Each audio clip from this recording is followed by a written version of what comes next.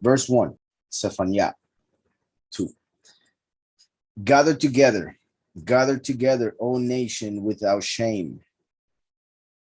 Before the law gives birth, the day shall pass, the day shall pass on like chaff.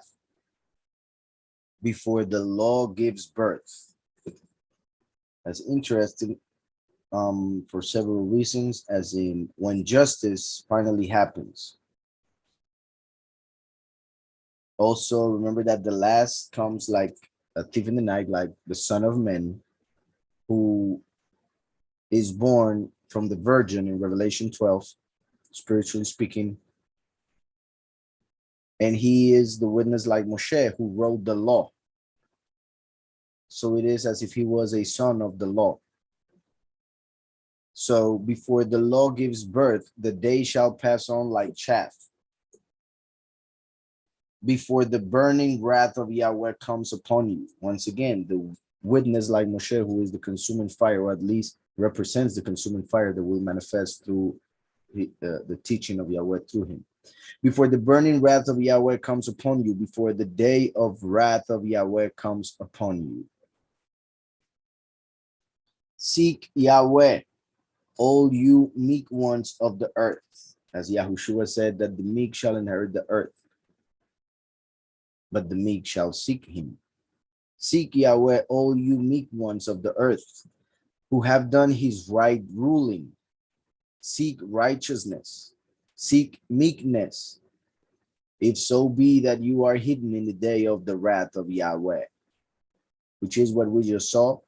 The first chapter had to do with the manifestation of the day of Yahweh, which will be a day of darkness, of trouble.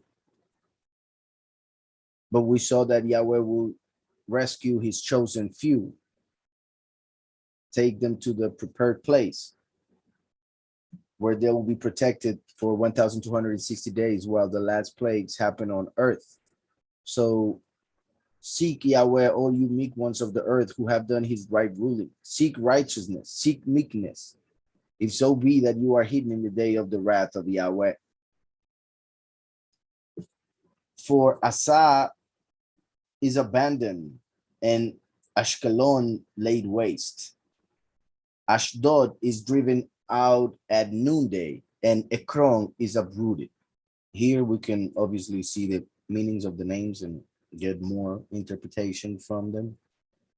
As we just saw, Yahweh has mentioned in the previous chapter and already in this chapter, his fire, the consuming fire that will manifest. Yahushua came to bring mercy as the water of life. The last comes to bring judgment, therefore like the consuming fire. Throughout these names, we can see that also being manifested or revealed. Azah, the strong. Remember that was the, well, according to, well, we could say the name Azazel, which appears in Leviticus 17, who came down in the time of Noah, can be seen as the strength of the mighty one, but that strength was taken from him, for he was rebellious. So Azah, the strong, Ashkelon, the fire of infamy. Remember, Esh is fire. We have it here. Fire of infamy. The two witnesses will be infamous because they will be hated by everybody. And the last is the consuming fire. So the fire of infamy connects with the last, who will be infamous in the world, but will be the fire that everybody will hate, for he will burn them. Eshdod, or Ashdod, as you can see, is Esh Dod. Now, it's translated as powerful, fortified place, a castle. But like I said, Esh is fire. And this that you see here, Dod would be uncle. But here, this can also be pronounced, which is one of the things that we were talking about, brother. This that you see here selected could be pronounced Dod, which is uncle, but it can also be pronounced David, or as some say David, right? the King David. So Ashdod can be interpreted as the fire of the beloved one, the fire of David. Then we have Ekron, which means immigration or torn up by the roots. The Kerethites or the Kereti, executioners. The Kenani, if I'm not mistaken, is the one following, which are those of the lowland, or those who are humiliated, or those who are humbled, as you see here. And lastly, the Philistine, which are the immigrants. So with all of this in mind, we have here a revelation. For the strength is abandoned. They're going to be weak. And Ashkelon laid waste. Because of their infamy, they will go through fire and be laid waste. Ashdod is driven out at noonday, as in the hottest time of the day and when everybody can see, for he will bring them shame. Ashdod, the powerful, will be driven out at noonday. Those who have power over the earth, who have authority and all of that in this reality, they will be driven out when everybody can see them. Everybody will see them when they are judged and their power is taken from them. And Ekron is uprooted. Immigration, if I'm not mistaken, right? Ekron. Or torn up by the roots. Torn up by the roots. So it's Ekron is uprooted. So here is a clear example of how Yahweh uses the names not only for the historical point or geographical, but also for the spiritual interpretation through the meaning of the name, because the meaning of Ekron is torn up by the roots. And what is Yahweh promising? That it will be uprooted, right? So we see how every name is connected to what he is promising for it, as saying your name will be fulfilled in you. So Asa is abandoned and Ashkelon laid waste. Ashdod is driven out at noonday and Ekron is uprooted. We could say only by taking the meanings of the names, the strength of the fire of infamy will be powerful, like the fire of the beloved one, David,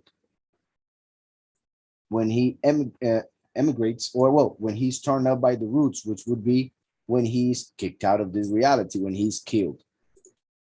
So the strength of the fire of infamy will be powerful, coming from the fire of David, the beloved one, when he is torn up by the roots, when he is killed. And then we had this,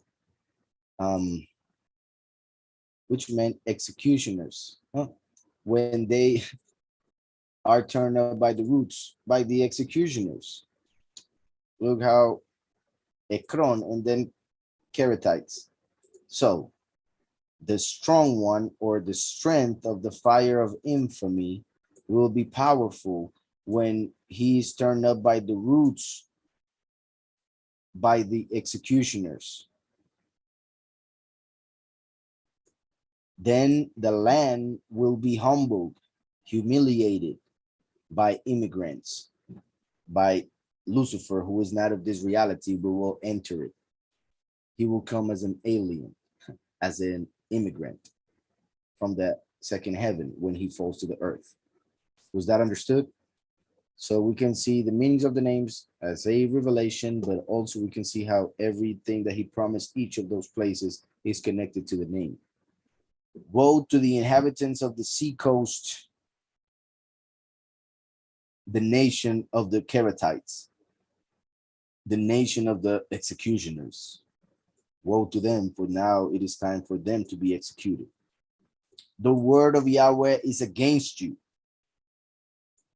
since the executioners will execute and turn up by the roots the fire of David, who is the last. Then Yahushua, who is the word of Yahweh, is against them. The word of Yahweh is against you, O Canaan, O lowland, O humble land. land of the Philistines, immigrants, and I shall destroy you so that there is no inhabitant. And the sea coast shall be pastures, shepherds, meadows, and enclosures for flocks. Remember that the sea coast connects with Israel, represents Israel in the sense that Israel is like the sand of the sea. Yahweh promised that to Abraham, that he would multiply us like the sand of the sea. The sand is the limit to the sea. The waves cannot enter because of the sand. So, and the sea coast shall be pastures, shepherds, meadows, and enclosures for flocks, like Mashiach, who appeared by the sea coast preaching as the shepherd, and those who were fishing became his flock. At the coast, and the coast shall be for the remnant of the house of Yahudah, confirming what I was just saying, right? And the coast, for they will be like the sand of the sea. And the coast shall be for the remnant of the house of Yahudah, the chosen few, 144,000. They shall feed their flocks on it at evening. They lie down in the houses of Ashkelon, of the fire of infamy. So now they will be lying down, resting in the houses of the last, who represented, and even the two witnesses, for they will both bring or be infamous. They shall feed their flocks on it at evening. They lay down in the houses of Ashkelon. For Yahweh their Elohim shall visit them and turn back their captivity.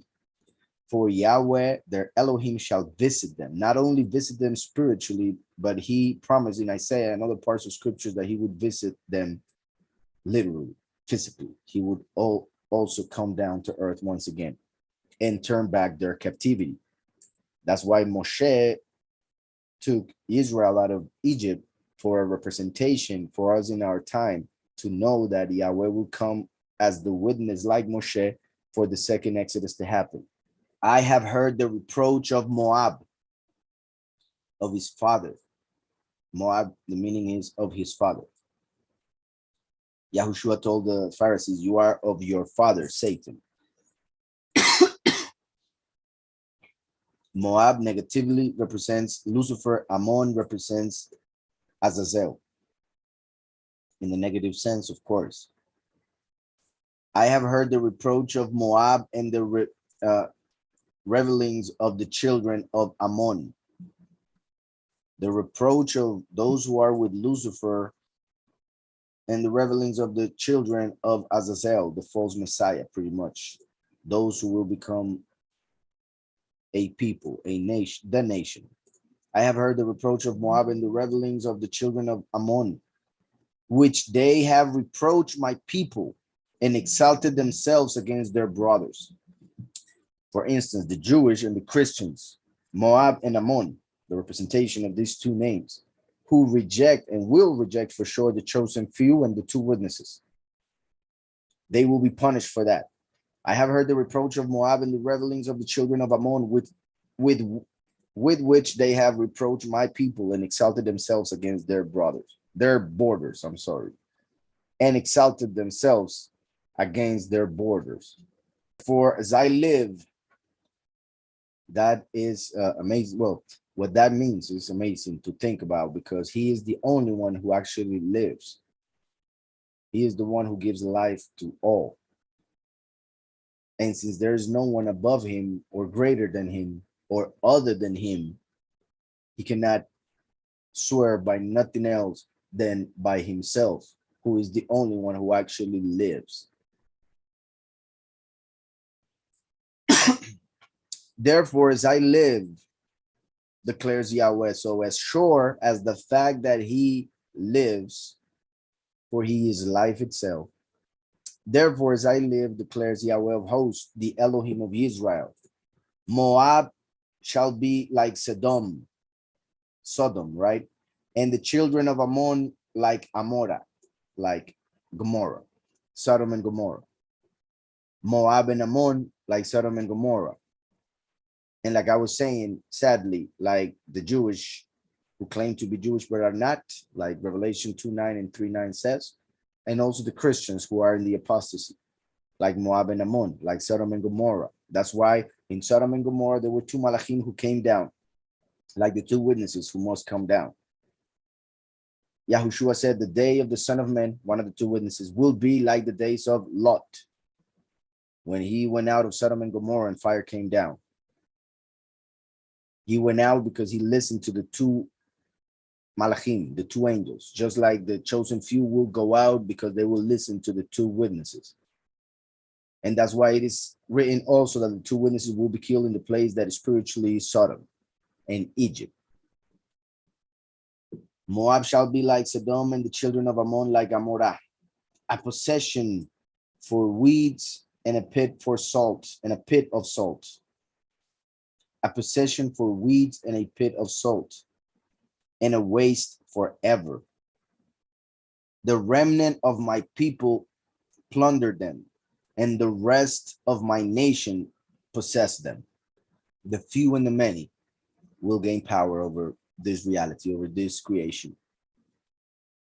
This is what they get for their pride. Ammon and Moab, right?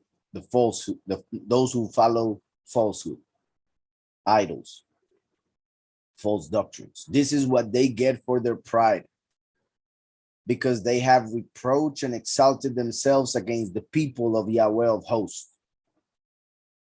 They exalted themselves, claiming they are the chosen, claiming they are the ones who have the truth, claiming they have the true Messiah, for instance, regarding those in the apostasy, of course. Yahweh shall be awesome to them, for he shall make all the mighty ones of the earth to shrivel, while all the coastlands of the nations bow down to him, each one from his place. Yahweh shall be awesome to them, for he shall make all the mighty ones, once again, those who have power in the earth, they will all shrivel. While all the coastlands, I repeat, that which represents the few, the nation of Israel, whatever they may be, are across the nations of the earth, because they were all dispersed across the nations, and the nations are represented by the sea. Therefore, the coastland or the island represents the chosen few who may be within any nation across the world that is not Israel. While all the coastlands of the nations bow down to him, each one from his place. Whatever nation they may be in, if they are Israel, they will come to Yahweh. You too, O Cushites, are to be slain by my sword. You too, O Cushites, are to be slain by my sword. Those who are in darkness, spiritually blind or evil, wicked. You too, O Cushites, are to be slain by my sword, by the word of Yahweh, which is his sword.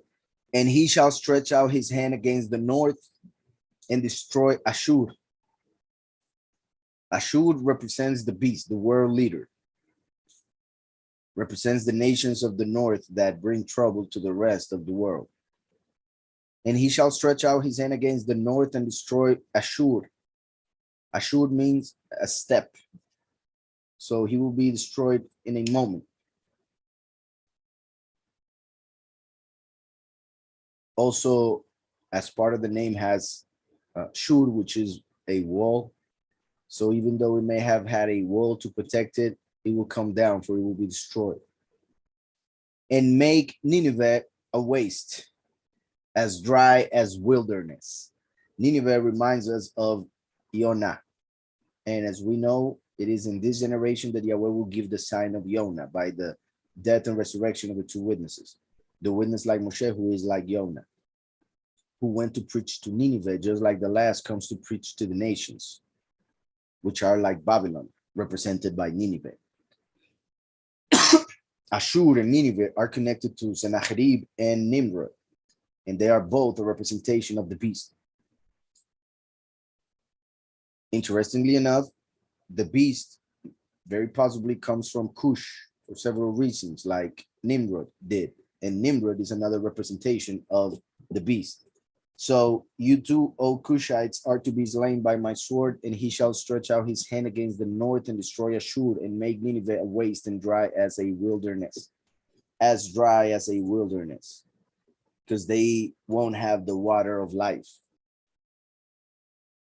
And droves shall lie down in her midst, every beast of the nation, both pelican and bittern lodge in the tops of her columns, a voice singing at the window, ruin be at the threshold, for the setter work is exposed.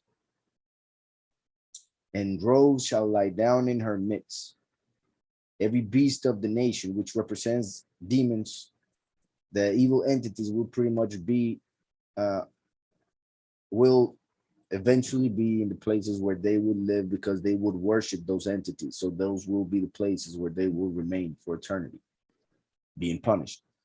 And drove shall lie down in her midst, every beast of the nation, both pelican and bittern lodged in the tops of her columns, a voice singing at the window, ruin be at the threshold, for the cedar work is exposed.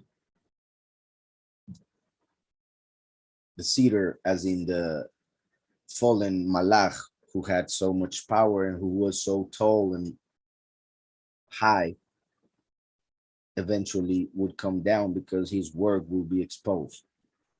This is the exultant city that is dwelling in safety, like Yahweh talks about Babylon the Great. This is the exultant city that is dwelling in safety, that said in her heart, I am it, and there is none but me. That is the great whore of Babylon, who says, I am it, and there is none but me. That is something that Samael as well said, and the reason why he fell. The great whore is pretty much the wife of Samael, so it is one with him. So they say the same thing, pretty much. This is the exultant city that is dwelling in safety. Remember that a city is represented by a female, so that's why the great whore connects with this, as the other verses that say pretty much the same thing. This is the exultant city that is dwelling in safety, that said in her heart, and well, that is confirmation, her heart, I am it, and there is none but me. How has she become a waste, a place for beasts to lie down? Everyone who passes by her whistles and shakes his fist. This verse is pretty much what we see throughout Revelation 18. And we could even say 17 and 18, but mainly 18. And I won't read it again because I read it, well, I read a lot of it in the previous chapter. And I heard another voice from the heavens saying, come out of her, my people, lest you share in her sins and lest you receive of her plagues, because her sins have piled up to reach the heaven, and Elohim has remembered her unrighteousness. As much as she esteemed herself and lived riotously, so much torture and grief give to her, because in her heart she says, I sit as sovereignness, and I am not a widow, and I do not see mourning at all. Because of this, her plague shall come in one day, death and mourning, and scarcity of food, and she shall be burned up with fire, because Yahweh Elohim, who judges her, is mighty.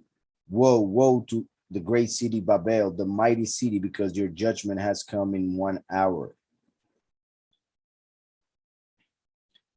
And he continues and he says a lot more that is very similar